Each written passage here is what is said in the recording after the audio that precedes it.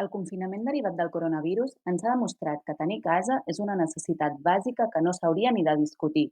Tot i això, als països catalans moltes famílies seguim vivint amb la por que ens facin fora de casa.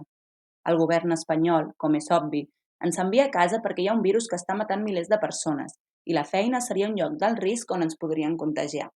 Però, si no podem treballar i ens quedem sense ingressos, sigui perquè ens han fet fora de la feina o perquè no ens estan pagant els certos, com paguem el lloguer o la hipoteca? El més lògic seria que el govern suspengués els pagaments, perquè si no podem treballar, tampoc no podem pagar.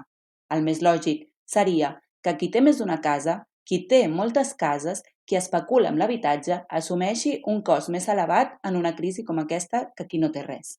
Però una vegada més, el govern més progressista de la història ha decidit posar-se al costat d'aquells que més tenen i deixar que les treballadores ens enfonsem en la misèria. Els microcrèdits que ha proposat el govern per a totes aquelles que no podem pagar el lloguer són un insult a les classes populars dels països catalans.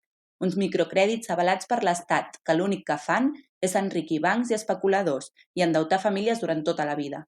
En lloc de suspendre els lloguers, una mesura tan senzilla i lògica enmig d'un estat d'alarma, han preferit fomentar l'endeutament i l'especulació.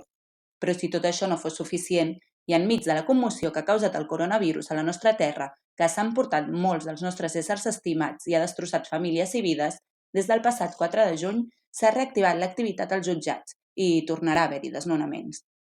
Uns desnonaments que deixaran famílies al carrer quan la pandèmia encara no ha estat controlada i ens condemnaran a les classes populars no només a no tenir casa, sinó també a contagiar-nos.